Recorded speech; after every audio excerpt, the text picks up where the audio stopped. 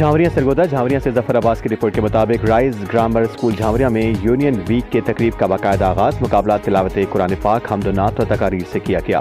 तकरीब के मेहमान खसूसी अतिया बतूल, साबिका प्रिंसिपल सिदरा बतूल, साबिका vice principal rise grammar school Jhawarian Syeda Qasum Abid, Nusrat Bibi, Rukhsana Bibi मौजूद थी।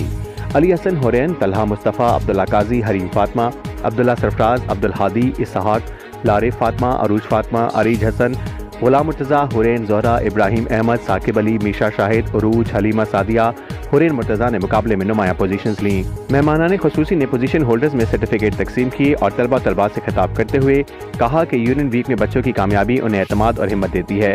छोटे से सर्टिफिकेट या तारीफ का एक लफ्ज़ भी उनकी शख्सियत में बड़ा बदलाव पैदा कर देता है। मुसलसल पढ़ाई का दबाव बच्चे की ज़हनी सुकून पर असरअंदाज होता है। कतार, तरबियत, नज़्म ज़ब्त, वक्त की पाबंदी, उसूलों की पासदारी, ये सब यूनियन वीक के अमली माहौल में बच्चे बेहतर तौर पर सीखते हैं।